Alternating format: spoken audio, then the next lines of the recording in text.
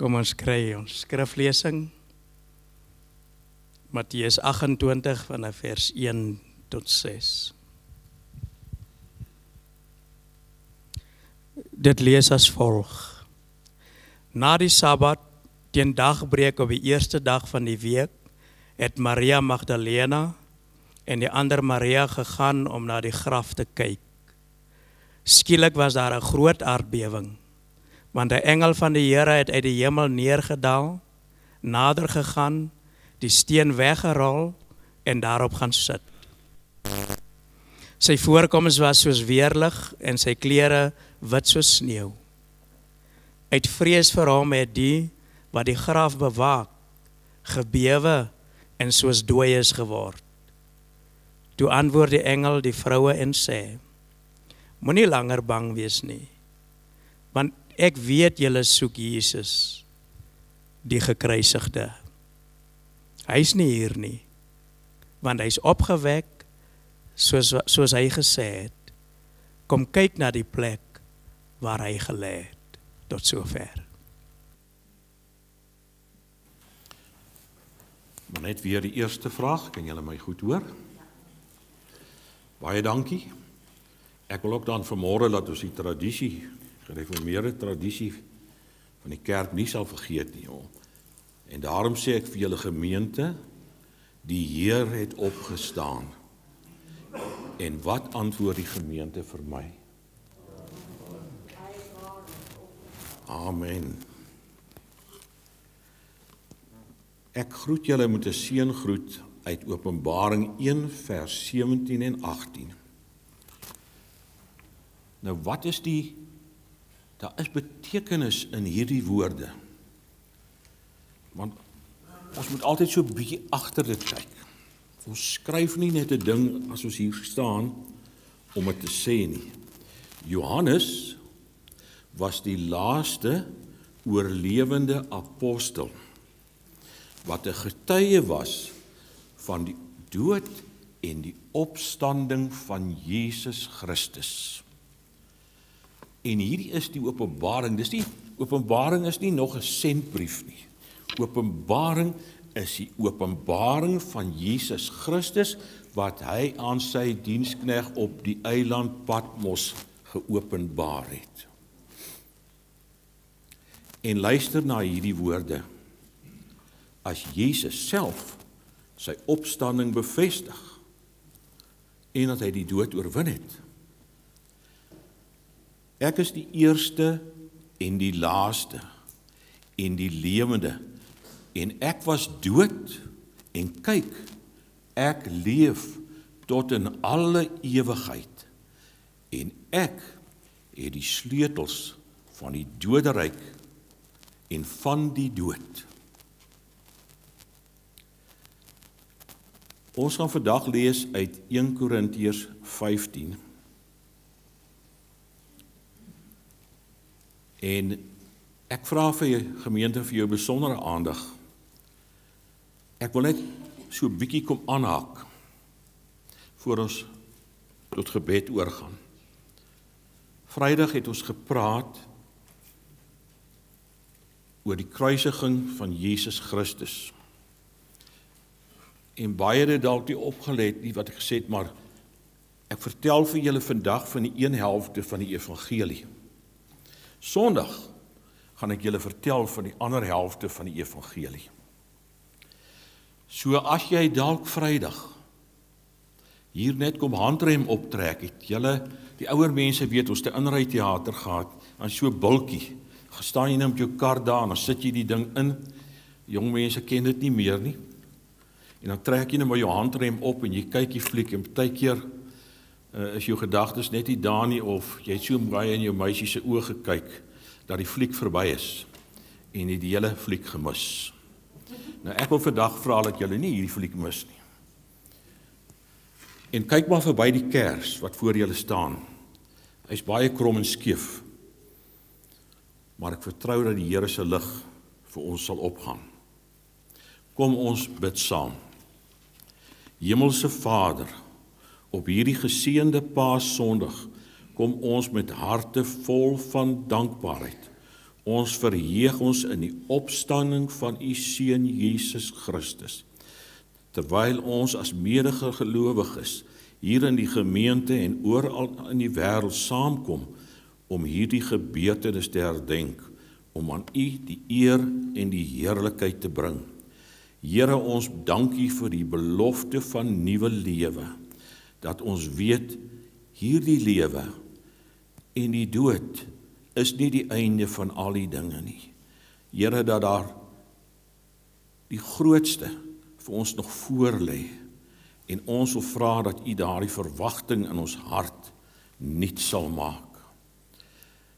Here, en terwyl ons bid vir hierdie wonder van Paaszondag, kan ek nie anders as om hierdie dag ook te bid, die Here, want ons praat oor die ewigheid, en ons vertel vir mense van die ewigheid, maar vandag is hier mense wat siek is mense wat ongesteld is mense wat bekommerd is mense wat in vrees en angs leef, en ek wil vra, Here, dat u ook daardie mense op die plek van hulle nood sal ontmoet.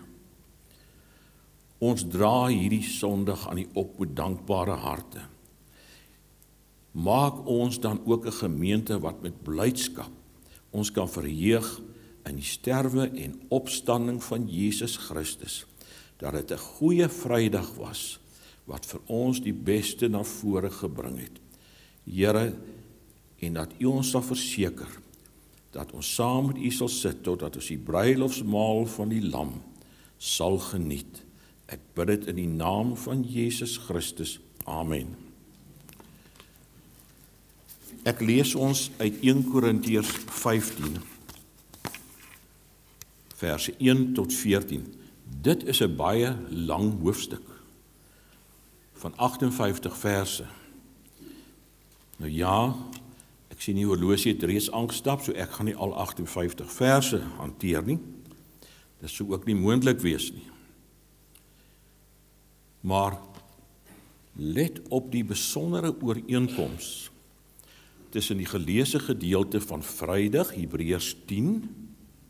Kom ons vang dit net weer vas, Hebreërs 10. Die offers van die Ou Testament was nie voldoende nie. God moes vir ons 'n liggaam berei, die liggaam van Jesus Christus. Jesus Christus het vir ons gesterwe.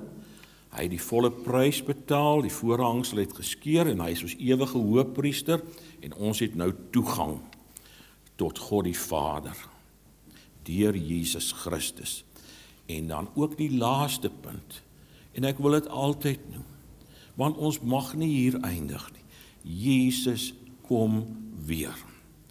En dit is die volgende groot gebeurtenis, kan ek sê, in die plan van God vir sy seun Jesus Christus. Ons luister nou na die woord van die Here.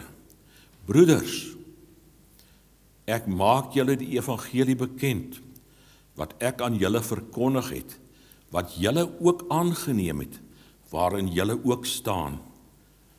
Luister mooi, waardeur julle ook gered word, as julle daaraan vashou, op die wyse wat ek dit aan julle verkondig het, of julle moes te vergeefs geglo het. Want in die eerste plek het ek aan julle oorgelewer, wat ek ook ontvang het, dat Christus vir ons sondes gesterf het volgens die skrifte, en dat hy begrawe is, en dat hy op die 3de dag opgewek is volgens die skrifte, en dat hy aan Sefas, dis nou Petrus, verskyn het en daarna aan die 12. Daarna het hy verskyn aan oor die 500 broeders tegelyk, waarvan die meeste nou nog lewe, maar sommige al ontslaap het. Daarna het hy verskyn aan Jakobus, daarna aan al die apostels. En laaste van almal het hy ook aan my verskyn as die ontydig geborene. Want ek is die geringste van die apostels, en nie werd om 'n apostel genoem te word nie, omdat ek die gemeente van God vervolg het. maar deur die genade van God is ek wat ek is, en sy genade aan my was nie te vergeefs nie, maar ek het oorvloediger gearbei as hulle almal, nogtans nie ek nie, maar die genade van God wat met my is. Of dit nou ek of hulle is, so preek ons en so het ons geglo. Slaan veral agt op die laaste 3 verse wat ek lees. As dit dan gepreek word, dat Christus uit die dode opgewek is, hoe sê sommige onder julle, dat daar geen opstanding van die dode is nie? As daar geen opstanding van die dode is nie, dan is Christus nie opgewek nie. En as Christus nie opgewek is nie, dan is ons prediking vergeefs en vergeefs ook julle geloof. Ek wil, omdat dit so lang hoofstuk is, haal ek net enkele verse aan om bietjie konteks te gee. Vers 19, wat vir ons sê, as hierdie lewe net, as net hierdie lewe by ons tel, as ek dit eenvoudige taal sê, dan is dit te vergeefs. Dis eintlik 'n groter ding wat kom. Dis eintlik 'n groter saak wat kom. Die Bybel sê vir ons in die 53, dan sou ons die ellendigste wees van alle mense. Vers 26. Let mooi. Die laaste vyand wat oorwin moet word, is die dood. Op Golgotha is die angel van die dood uitgetrek, die sonde. Maar die dood moet nog finaal oorwin word, wanneer ons opgewek word. En ons is nog nie almal daar nie. Hoor wat sê Paulus, hierdie man wat so 'n kragtige ontmoeting met die Here gehad het. Vers 31. Ek sterf dag vir dag, broeders. En dan gaan hy in die volgende verse aan, hy sê, as ek op Efese op menslike wyse met diere geveg het, was te vergeefs. Hy vertel ons van 'n stryd in sy lewe. En dan gaan hy verder aan. Die Korintiërs het baie gevra. Hoe word die dode opgewek? Dis 'n vraag wat waarskynlik by jou en my ook uitkom en opkom. Ons dink aan daardie dag. Ons dink oor die dood en ons sê ja, Koos of Piet of wie is nou in die hemel, maar daar's nog iets wat moet gebeur vorentoe. En dan vra hulle ook die vraag, hoe sou die liggaam wees wat hulle kry? Dan sê die apostel Paulus vir hulle, dis nie 'n liggaam wat blootgesaai word nie. Elke koringkorrel wat in die grond val, God gee aan dit 'n liggaam. Dis 'n verborgenheid, maar is ook 'n groot waarheid wat ons moet van weet.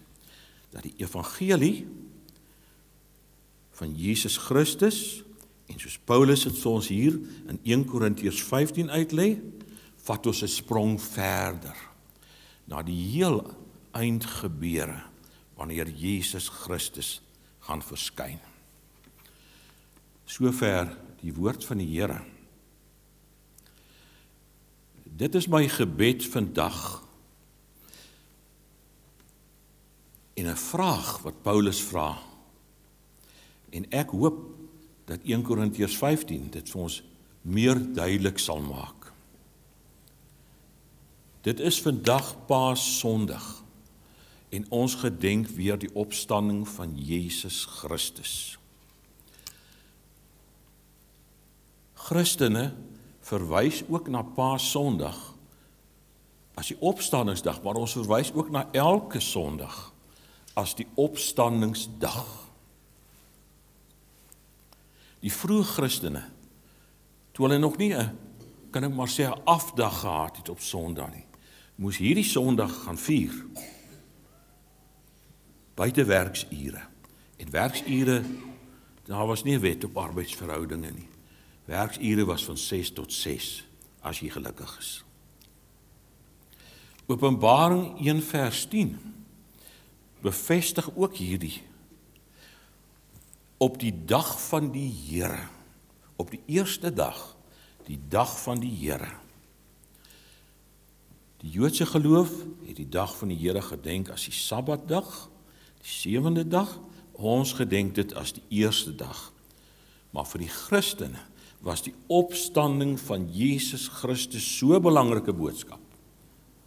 So 'n belangrike boodskap, dat hulle nie anders kon nie. En nou kom die apostel Petrus, en hy lê dit vir ons so 'n bietjie verder uit, hy som dit vir ons op, in 1 Petrus 1 verse 3 tot 5. Luister na dit. Aan God die Vader van ons Here Jesus Christus kom al die lof toe. In sy groot ontferming het hy ons nuwe lewe geskenk deur die opstanding van Jesus Christus uit die dood. So vandag is inderdaad 'n groot gebeure. En luister verder, nou sê hy ook vir ons, nou het ons 'n lewende hoop op die onverganklike, onbesmette en onverwelklike erfenis wat in die hemel vir ons in bewaring gehou word. Ons het daardie erfenis nou ten dele, maar as 'n erfenis wat vir ons in bewaring gehou word. En omdat julle glo, word julle ook deur die krag van God veilig bewaar vir die saligheid wat alreeds gereed is om aan die einde van die tyd geopenbaar te word. Daar's nog iets wat moet gebeur in God se ewige heilsplan. Paulus het dit maar moeilik gehad met die Korintiërs. Hy moes baie vrae beantwoord, soos ek sê. Maar kom ons kyk net na 8 punte kortliks. As ons kyk na ons geleesde teks. Sommer nog voordat Paulus praat oor die kruisiging en die opstanding, maak hy die eerste punt. Waar hy sê, broeders, ek maak julle die evangelie bekend. Vers 2 sê vir ons, die wonder van die evangelie is, dat dit 'n boodskap is, wat jou kan red. Ek wil vir jou vandag vra, broer en suster, wat glo jy, wat kan jou red? Geen kerk nie, geen ander ding nie. Dis die kruisiging en die opstanding van Jesus Christus, wat ons ewige hoop en salige verwagting is. En dieselfde apostel Paulus,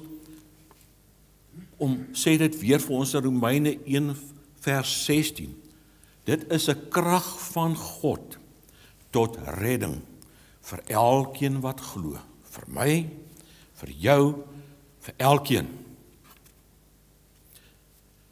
Wat is daardie krag wat Paulus noem? Kom ons kyk. Indien jy die evangelie hoor, staan jy vandag voor 'n besluit. Dit is iets wat jy nie kan vermy nie. As jy hierdie evangelie gehoor het, moet dit nie vermy nie. Dit begin in jou werk. En jy kan dit maar probeer wegsteek. Maar dit is 'n dag wat dit vir jou gaan inhaal. Dis nie 'n mooi preek, of 'n mooi boodskap nie, of 'n oulike dominee, of 'n oulike oom wat daar gepreek het. Dis die boodskap van redding, wat die lewe gee. Die evangelie is nie net woorde nie. Nee, dit is 'n boodskap met inhoud. Dis 'n boodskap met inhoud. En dis die inhoud wat saak maak. Onfeilbare waarhede, waarop die sieleredding van elkeen van ons berus. Luister nou wat sê verse 3 en 4 van ons geleesde teks. Luister, die belangrikste wat ek aan julle oorgelewer het, en wat ek ook ontvang het, is dat Christus het vir ons sondes gesterf. Volgens die skrifte, hy is begrawe en op die 3de dag opgewek volgens die skrifte. Dit is die groot waarhede. Eerstens het Jesus vir ons gesterf. Tweedens is hy uit die dode opgewek. Nou weet ons, wat is die inhoud van die evangelie? En dan kom sê Paulus 'n baie belangrike ding. As jy aan iets anders vashou, as jy dalk aan iets anders glo, het jy te vergeefs tot geloof gekom. Hierdie is die evangelie. Gemeente, klink dit vir jou vanselfsprekend? Ek wil vir jou sê van die tye van die eerste kerk tot vandag waar dit toenemend die geval is die fisiese dood en die opstanding van Jesus Christus bevraagteken. So ook sy goddelikheid, sy maagdelike geboorte en sy sekere wederkoms. Dit is pilare wat ons moet vasmaak in ons lewe. Glo jy dit? Paulus bly dit vir ons beklemtoon. Glo jy dit? Romeine 10. As jy met jou hart glo dat God die Here Jesus uit die dode uit opgewek het en met jou mond dit bely, dan sal jy nie dalk gered word nie. Jy sal gered word. En dan weer vers 2, indien jy nie glo nie, is dit te vergeefs. As jy dit kan glo, ons derde punt, kry Goeie Vrydag, Paasondag en hierdie naweek weer vir ons almal betekenis. Waarom? As Paasnaweek, as Goeie Vrydag en Paasondag ons nie terugbring na die kern van die evangelie nie, dan het ons iets gemis. Dit bring elke keer weer die heel beste nuus by ons tuis. Dat Jesus vir ons sondes gesterf het, dat hy opgewek is uit die dood. Hy leef, en deur alles wat hy gedoen het, en wat met hom gebeur het, tot by sy opstanding, deur alles ontvang ons die lewe. 'n Lewe wat nie aan die einde van die biologiese massa wat tans my liggaam uitmaak tot 'n einde kom nie, maar wat in werklikheid dan begin. Dit is die wonderlike nuus. Jesus het gesterf vir jou, vir my, vir elkeen. Dis nie groot dinge wat vir groot manne en vroue nie. Dis vir mense soos ek en jy. Net op die punt wil ek vir jou vandag vra, broer en suster. Dis eintlik 'n tragiese verhaal wat ons oor die wêreld afspeel. Daar's 1,8 miljard Christene ongeveer in die wêreld. Christene, wat statisties Christene is. Hierdie naweek getuig baie min daarvan. Ons is nie te veel bekommerd is nie, want die Here sê vir ons in Matteus 7, die weg is maar nou. Maar ek wil praat vandag met die gemeente. Dis my taak om vandag met die gemeente te praat. En ek wil vir jou vra, mag hierdie naweek nooit net 'n lang naweek vir jou wees nie. Maar ek wil ook vir jou vra, mag Sondag, wat jy die opstandingsdag noem, nie ook vir jou gewoonte word nie. Mag dit nie 'n dag word wat jy te maklik vir die kombers oor die kop trek en nie kom aansit hier nie. Maar hoekom voel mense so? Omdat dit al hoe meer betwis word dat Jesus uit die graf opgestaan het. Kan dit waar wees dat daardie vernielde, gewonde, geslaande liggaam weer uit die graf opgestaan het? Soos in ons eerste voorlesing. Die graf is leeg, kyk, hy is nie daar nie. Jesus kom en hy praat nou met mense na sy opstanding. Nog net die merke as getuies, omdat die Bybel vir ons sê hulle sal sien wie hulle deursteek het. Vir ons menslike begrip is dit eintlik te veel om te verstaan. Dit is nie in ons verwysingsraamwerk dat 'n mens lewendig gemaak kan word nie. Die wetenskap verklaar dit ook, alhoewel hulle glo hulle gaan dit eendag kan doen, en daarom bewaar hulle mense. Hulle bewaar liggame. Daar is van die ryk mense wat hulle liggame laat bewaar, wat dink die wetenskap gaan vorder. Hulle is reg as hulle sê dit kan nie gebeur nie, dalk gaan hulle dit nog eendag ontdek.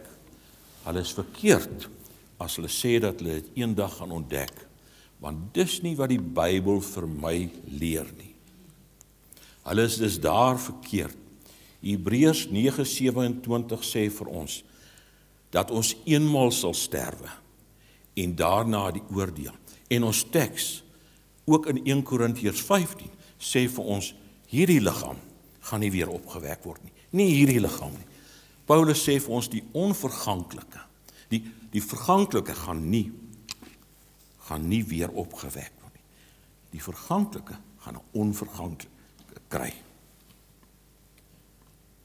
Die liggaam van nou gaan nie meer lewe nie. Maar waarom sê Paulus dan vir ons in hierdie hoofstuk, kan dit dalk so 'n bietjie verwarrend wees? In vers 21 van die teks, of van 1 Korintiërs 15, aangesien die dood deur 'n mens is die opstanding van die dood ook deur 'n mens. Maar Paulus laat ons nie in die duister nie. Hy beantwoord hierdie vraag vir ons in vers 40 en 50. En daar is hemelse liggame, en daar is aardse. En dan kom verklaar hy verklaar dit eintlik in vers 50. Maar dit verklaar ek, broeders, dat vlees en bloed die koninkryk van God nie kan beerwe nie. Ook beerwe die verganklikheid, nie die onverganklikheid nie. En daarom vind baie mense dit moeilik om te glo. Daar het baie verklaringe oor die geskiedenis uitgegaan. Ja, vandag is daar dwaalleringe, sektes, wat hierdie dinge openlik betwis, sê nee maar, ek weet een of ander amp of die kerk is nou Jesus Christus. Ons moet nie daardie liggaam van Christus, wat die kerk is, wat by wyse van vergelyking vir ons is, om die rol wat ons moet speel, verwar met die opstaan. Dis nie die liggaam van Christus nie. Ons verteenwoordig die liggaam van Christus deur die kerk en wat ons hier doen. Oor die eeue het mense verskriklike klomp allegoriese of vergeestelingsteorieë gebruik. Byvoorbeeld, hy het net in die mens se gedagte opgestaan, of hy het maar in jou hart opgestaan. Nee, Jesus het opgestaan. En kyk, hoe tragies is dit, dat ons dink hierdie dinge kom net in dwaalleringe voor. Maar ek wil vir jou sê, broers en susters, waar ons predikante vandag opgelei word daardie opinies geldig en word dit afgemaak. En dit is waarom ek staan by die woord van God en sê, wees baie versigtig vir die leringe, wat leringe en insettinge van mense is. Dit maak nie saak uit watter eeu en watter geslag dit kom nie. Hierdie is die belangrike. Dit bring ons by die 5de punt. Paulus was 'n man wat verwoed die evangelie teengestaan het. Paulus verskyn voor Agrippa Nou Paulus was 'n fariseer. Die fariseërs het wel geglo aan die opstanding. Die Sadduseërs het nie. En Paulus het geweet dat Agrippa dit glo. En toe verskyn hy voor koning Agrippa. En hy vra vir Agrippa hierdie woorde: Wat? Word dit by u as ongelooflik beskou dat God die dode opwek? Want hy sê in daai verhoor, dit is oor die hoop van die opstanding van die dooies, wat ek in hierdie verhoor is. En dan in vers 23, Paulus se verandering, die kopskuif wat hy moes maak as 'n fariseer. Hy het geglo dat daar 'n opstanding is, maar nou sien hy die lig, dat die Christus moes ly en die eerste wees uit die opstanding van die dode, en 'n lig aan die volk en die heidene sou verkondig. Hy sê vir ons, nee, julle hoef nie aan Jesus Christus se opstanding te twyfel nie. Ons lees dat hy sê, hy het aan Sefas, dit is nou Petrus verskyn, en daarna aan oor die 500 gelyk. En dan weet ons, jy kan maar net Wikipedia oopslaan, dan sê jy, daar's 10 bevestigings van die verskyning van Jesus waar hy met mense gepraat het. Maar dan weet ons dit ook uit Openbaring, wat in ons fotum was, as Jesus Christus self moes sê, kyk, ek leef, en ek het die sleutels van die doderyk. Daar was meer as genoeg getuies, maar ons leef uit die geloof, en ons kan dit vandag glo, want as jy dit nie glo nie, dan is jou geloof te vergeefs, dan mag jy dalk nie verder na hierdie boodskap te luister nie. Bring ons by die 6de punt. Paulus gee nou vir ons sy eie getuienis, wat hierdie evangelie, die evangelie van Jesus se kruisiging en opstanding in hom, daardie woestaard, se lewe beteken het. Ja, ons lees in Handelinge 9 vers 1, hy was dreigend, hy het geblaas teen die kerk, tot op sy Damaskus pad. Maar na sy ontmoeting met die opgestane Here Jesus, het sy lewe verander. Dit verander met soveel krag, en die evangelie van Jesus Christus verander ons vandag nog. En ek wil vir jou vra, broer en suster, het daardie verandering in jou lewe plaasgevind? Ons sien dit in Paulus se lewe baie duidelik.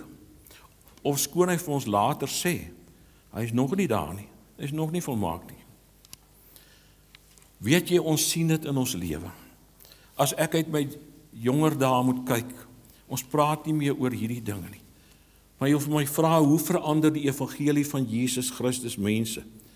Ek wil vir jou sê, dit vat drankgeld, en dit maak dit brood vir die kinders in die huis. Ek wil vir jou sê, broer en suster, dit verander 'n dronkpa, waarvoor die kinders gevlug het, as hy huis toe kom, en 'n pa, wat die kinders wil kom omhels by die hek, omdat papa verander het. Dit is wat die evangelie in jou lewe doen. Dit is die verandering van ons elke dag se lewe. Paulus sê vir ons, hy sterf daagliks. Hy sterf daagliks. Jy sien, ek en jy is nie volmaak nie. Ek vra nie jou vandag of jy volmaak of perfek is nie. Dit kan jy nie wees nie. Paulus sê deurgaans vir ons, dis 'n strewe. Hy streef na die, en daarom sê hy vir ons, streef na die heiligmaking, waar sonder julle God nie sal sien nie. Ons is nog nie daar nie, maar is daar 'n strewe by jou? En dan in vers 15, terwyl ons in liefde betrag die waarheid, betrag beteken dis dinge wat ek bedink in my lewe, ek oordink dit. Ons het nie almal Paulus se Damaskus ervaring gehad nie. Ons hoor vandag die evangelie hier, en vandag moet jy daardie evangelie hoor. en dit aanvaar. Moenie wag vir 'n Damaskus bekering nie. Dankie Here vir die mense wat dit ervaar. Maar vandag is jy dalk 'n Timoteus wat hier onder die geklank van die woord gesit het vir jare. Jy het jou broek blink gesit in hierdie kerkbanke en jy het hierdie woord nie aanvaar nie. Luister dan Filippense 3 vers 12 tot 16. Nie dat ek dit al verkry het nie, dis nou Paulus, of al volmaak is nie, maar ek jaag daarna of ek dit kan gryp. Ek wil dit gryp, ek besef ek kan nie daarby uitkom nie, maar ek gryp daarna. Omdat ek deur Jesus Christus gegryp is. Broeders, ek reken nie dat ek dit self gegryp het nie. En jaag die doel na om die prys te verkry van die hoë roeping van God in Christus Jesus. Is daar vandag 'n roeping op jou lewe? Is daar vandag 'n roeping op jou lewe? Laat ons dan almal wat volmaak is. Ons is volmaak deur Jesus Christus. So gesind wees, en as jy anders gesind is, sal God dit aan julle openbaar. Luister vandag na die stem van die Heilige Gees. Maar wat ons reeds bereik het, laat ons volgens dieselfde reël wandel. Laat ons eengesind wees in hierdie saak wat ons redding is. Jy moet vandag gaan woeker met die talent wat jy gekry het. Ek het 1 talent gekry, maar Niels het dalk 5 gekry en die ander 1 3. Die Here verwag van jou dat jy nou moet werk met die talent wat jy gekry het. Met hierdie kennis en dit wat jy vandag weet, dat Jesus Christus vir jou gesterf en hy het uit die dood opgestaan. Vandag gedenk ons Paasfees. Ons gedenk die opstanding van Jesus. Maar nou gaan jy vir my sê, jy praat so baie oor die dinge van die ewige lewe. Wat dan van hierdie lewe? Ja, ook in hierdie lewe kan ons verseker wees van Christus se teenwoordigheid en vertroosting en dat hy alle magte oorwin het. Ek hoor jou, ek verstaan jou, ek voel ook so. Maar vers 20 tot 21 van 1 Korintiërs 15, maar nou Christus is opgewek uit die dood. Hy het die eersteling geword van die wat ons slaap het. Ons moet erken, dis nie altyd vir ons maklik nie, om dit raak te sien in hierdie lewe nie. En dit is waarom hierdie boodskap op Paasnaweek weer oor en oor beklemtoon moet word. Psalm 89 sê vir my iets so mooi. Psalm 89, ek lees net 6 versies van Psalm 89. Gedenk van watter lewensdier ek is, tot watter nietigheid u al die mense kinders geskaap het. Watter mens leef daar wat die dood nie sal sien nie, wat sy siel kan red uit die mag van die doderyk.